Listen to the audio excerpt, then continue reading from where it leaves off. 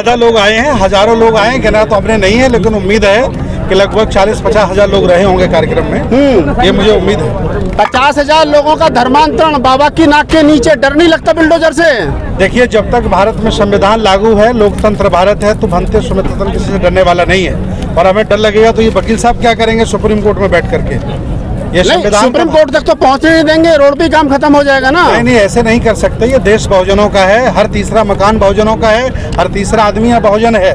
बहुजन जातियों में बटा है, गुटों में बटा है, संगठनों में बटा है, इसलिए मार खा रहा है। और जिस दिन बहुजन साथ साथ खड़ा हो जाएगा, हम डंडा लेके इनको भगा देंगे भारत से। क्या बात कर रहे हैं आप? भंते जी, आरोप लग रहा है कि आप धर्म परिवर्तन करा रहे हैं। हम धर्म परिवर्तन नहीं करा रहे, हम घर वापसी करा रहे हैं। और जो घर वापसी करने के लिए तैयार है वो हमारे साथ आ जाए। आपको नहीं लगता आप मोदी जी को और योगी जी के हिंदू राष्ट्र के बीच में रोड़ा पैदा कर रहे हैं? मोदी जी, योगी जी उनका एक वक्त है। भगवान बुद्ध ने कहा अनिक्षा बत संखारा उपाद वे धम्मिनो उपजित्वा निरुजंती तेसंग रूप समो सुखो। हर चीज का वक्त होता है, उनका उठने का वक्त चला गया, अब गिरने का वक्त आएगा। और आगे चल के बहुजनों की सरकार बनेगी और देश में शोषित यहाँ का हुक्मरान बनेगा। नहीं, शोषित हुक्मरान बनेगा आप कह रहे हो, लेकिन अभी तो एकाकी नहीं है। 85% जिस बहुजन समाज की आप बात कर रहे हैं, वही हजारों टुकड़ों में बटा हुआ है। वही हम काम कर रहे हैं। जो टुकड़े कर रहे हैं वो दूसरे लोग हैं, हम टुकड़ों को इकट्ठा करके एक समाज बना रहे हैं, एक समूह बना रहे हैं। क्या निकट भविष्य में सुमित रतन जी कोई राजनीतिक पार्टी भी बनाएंगे? देखिए, राजनीतिक पार्टी हमें बनाने की जरूरत नहीं है। जितनी पार्टियां बहुजनों की हैं, सब हमारी पार्टियां हैं। जो अच्छा नेतृत्व करेगा, जो बुद्ध साहू फुले अम्बेडकर की विचारधारा पर चलेगा, पूरा समाज उसका साथ देगा और वो देश का शासक बनेगा। वकील साहब, आपसे सवाल, आप सुप्रीम कोर्ट के सीनियर लॉयर हैं, क्या वर्तमान में आपको लग रहा है कि भावी संविधान जिंदा है थोड़ा बहुत, या सब काम खत्म हो लिया? संविधान जिंदा है, हाँ, और जिंदा रहेगा। और मनुस्मृति कभी लागू नहीं होगी।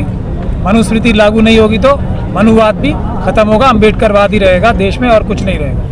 इस प्रकार से घर वापसी का नाम दे करके या बौद्ध की दीक्षा दे करके और लोगों को जगह जगह इकट्ठा करके अभी आपने घोषणा कर दी कि अभी दिल्ली में लाखों लोग करेंगे, बनारस में करेंगे। चाहते क्या हो आप लोग?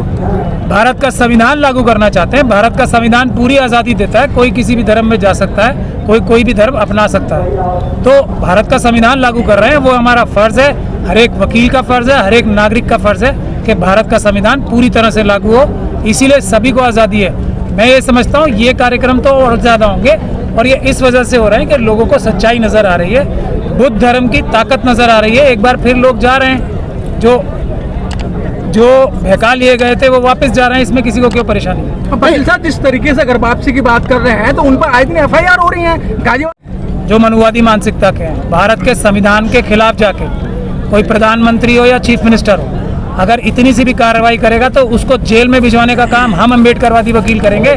ये जो झूठी FIR कर रहे हैं पुलिस के अधिकारी और सरकारी अधिकारी अपने राजनीतिक आकाओं के दबाव में आके, वो सेफ नहीं है। वो अपराध कर रहे हैं तो वो जेल जाने के लिए तैयार हैं। ये हमारी बात करें। वकील साहब, आप जैसे पढ़े लिखे लोग और वरिष्ठ लॉयर हैं, उसके बावजूद भी नए पार्लियामेंट के अंदर संगोल रख दिया गया और आप कहें संविधान को कुछ छेड़ेगा नहीं। रख दिया गया ना, तो जेल भिजवाने का काम हम लोग करेंगे। हम बता रहे हैं ना, हम भी तो, हमारी बात भी सुनिए। टाइम लगता है संविधान के रास्ते पे, थोड़ा लंबा टाइम होता है। पीसफुल रास्ता और संविधान का रास्ता, बाबा साहब का रास्ता थोड़ा सा लंबा होता है, लेकिन होता वही है जो संविधान कहेगा। ये सब लोग जो आज संविधान तोड़ के सब हिंदू राष्ट्र बनाने की बात कर रहे हैं, वो जेलों में आपको मिलेंगे, लंबे समय के लिए जेलों में मिलेंगे, ऐसा हम वादा कर रहे हैं। बनते सुमित रतन जी, मेरा एक सवाल है, जिस तरीके से RSS के साथ में 40,000 से ज्यादा संगठन मिलकर काम कर रहे हैं, क्या आपके पीछे भी कोई ऐसी शक्ति लगी हुई है जो आप बार बार निरंतर जो है नई जगह पे जो है धर्मांतरण करा रहे हैं? देखिए, हम घर वापसी करा रहे हैं और बुद्ध साहू फुले अम्बेडकर की विचारधारा के जितने संगठन हैं, जितने हमारी समान विचारधारा के संगठन हैं, उनमें हम कोई भेद नहीं करते हैं। कभी हम किसी से पूछते ही नहीं कि आपका संगठन कौन सा है। बस वो अम्बेडकरवादी होना चाहिए, बुद्धिस्ट होना चाहिए, विज्ञानवादी और तर्कवादी होना चाहिए। हम लोग मिलकर के भारत के हित में, विरासत के हित में, संस्कृति के हित में और यहाँ के जनमानस के हित में निर्णय लेते हैं और मिलकर के काम करते हैं और हम सफल हो रहे हैं। बनते जी, एक तरफ तो जो दूसरी ताकतें हैं वो भारत को हिंदू राष्ट्र बनाने में लगी हैं, आप इसको बुद्ध में भारत करने के लिए लगे हो, तो ये आपको नहीं लग रहा टकराव की स्थिति पैदा हो रही है भारत में? जो हिंदू राष्ट्र बना रहे हैं उनको हमने लेटर लिखा है। पहले नेपाल को हिंदू राष्ट्र बना के कौन सा आपने अमेरिका बना लिया। अब हमारे भारत पर नजर हटाओ, और अपनी जो गलत सोच है, जो गलत मानसिकता है, जो छुआछूत, जातिवाद और ऊंच नीच से भरी पड़ी है, लेकर के कहीं दूसरी जगह जाओ, मेरे भारत को मत छेड़ो। आपने हिंदू राष्ट्र नेपाल को बना करके क्या नेपाल की तरक्की कर दी?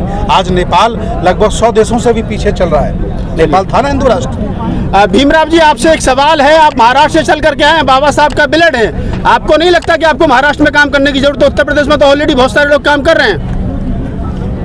मेरी जो संस्था है, जो बाबा साहब ने निकाली हुई बुद्धिस्ट सोसाइटी ऑफ इंडिया, वो पूरे देश भर में काम कर रही है। हम महाराष्ट्र में सीमित नहीं है, हम साउथ में जाते हैं, नॉर्थ में जाते हैं। बुद्धिस्ट सोसाइटी ऑफ इंडिया इस उत्तर प्रदेश में भी बहुत बढ़िया काम कर रही है। नहीं, आप कह रहे हैं कि बढ़िया काम करें, लेकिन महाराष्ट्र के लोग, जो महाराष्ट्र में फूले अम्बेडकरी विचारधारा की जो राजनीति है, वो कई टुकड़ों में बैठ गई और बहुत बैकफुट पे चली गई है। मैं ये नहीं मानता भाई, राजनीति में जितनी सफलता मिल गई उतना समाज आगे आ गया। मैं इस पर निर्भर करता हूँ भाई, समाज में शिक्षा के प्रमाण कितने हैं। मैं इस पर निर्भर करता हूँ भाई, हमारे अधिकारी कितने हैं, IAS अधिकारी कितने हैं। 2-4 आमदार चुन के आने से कोई राजनीति और कोई समाज आगे नहीं जाता। ये प्रमाण जो है वो गलत है, ऐसा मैं बताना चाहता हूँ। निजी संगठन बनाए थे, वो अधिकतर सारे संगठन टूट गए हैं, और संगठन टूटे ही नहीं, काफी हजार तादाद के अंदर उनका दूसरे संगठनों में विलय हो चुका है। बाबा साहब ने जो संगठन है वो मैं चला रहा हूँ, बुद्धिस्ट सोसाइटी चला रहा हूँ, समता सैनिक दल चला रहा हूँ, एजुकेशन बुद्धिस्ट सोसाइटी के सर 8 धड़े हो गए हैं, RPI के भी मतलब 36 धड़े हो गए हैं,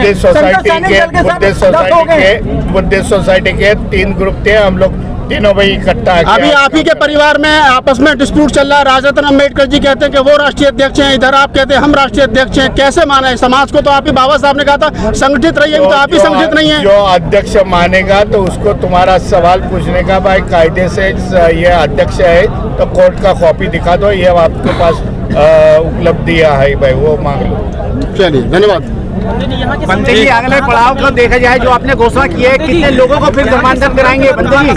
अगला कार्यक्रम हमारा बनारस में है। अभी हम योगी के गढ़ में आए और हम मोदी के गढ़ में जा रहे हैं, और हम वहाँ मोदी को निमंत्रण भेजेंगे कि जब मैं मोदी के गांव में गया था, बड़गांव, तो 1800 भगवान बुद्ध की प्रतिमाएं निकली। मैं मोदी से कहूंगा तुम्हारे घर में बुद्ध निकल रहे हैं, विदेशों में बुद्ध आप जाकर के नाम लेते हो, आओ बनारस में आपको दीक्षा दे देते हैं, बौद्ध बना देते हैं। मैं निमंत्रण भेजूंगा उन्हें। क्या लगता है आपके द्वारा किए गए कार्य से भारत बौद्ध में बन जाएगा? हाँ, बिल्कुल बनेगा। ये प्रयास है, और ये प्रयास सब लोगों के द्वारा साझा किया जा रहा है। ये कार्यक्रम हमारा नहीं है, और न ही किसी एक व्यक्ति का है, सारे समान संगठनों का है, सब लोगों का साझा प्रयास है। तभी दुकान में कुछ लोग जो है ये भी कहते हैं कि बनते सुनील रतन कहीं ना कहीं इस माध्यम से अपनी दुकान चलाने का काम कर रहे हैं। उन लोगों के लिए चलिए, उन्हें हमारी दुकान लग रही है, तो अगर हमारे दुकान से सामान भी खरीद लें, क्या दिक्कत है उन्हें? आ जाए, मैं दीक्षा प्रमाण पत्र दे रहा हूँ, अपने घर में लगा लीजिए, यही मेरी दुकान में सामान है। मैं आटा दाल चावल तो बेचता नहीं। आखिर में चलते चलते क्या संदेश देना चाहते हैं अगले प्रोग्राम के लिए? देखिए, दूसरों को संदेश देना हमने बंद कर दिया है। मैंने कसम खाई है कि मैं अपनी महफिल में दुश्मन की चर्चा नहीं करूंगा। मैं किसी भी सामाजिक धार्मिक कार्यक्रम में उन लोगों की चर्चा नहीं करूंगा जिन्होंने हमारे पुरखों को मारा है, जिन्होंने हमारे देश को बर्बाद किया है। मुझे भगवान बुद्ध से लेकर मान्यवर साहब तक जितने भी संत गुरु महापुरुष आए हैं, उनकी विचारधारा को, उनके दर्शन को बढ़ाना है। और जितने भी लोग चिथड़े हैं, जो हमें टुकड़े टुकड़े गैंग लोग कहते हैं, उन सबको इकट्ठा करेंगे और एक बड़ी गैंग बना करके भारत को बौद्धमय भी बनाएंगे और बहुजन हुक्मरान भी बनाएंगे। ये हमारा लक्ष्य है। चलिए।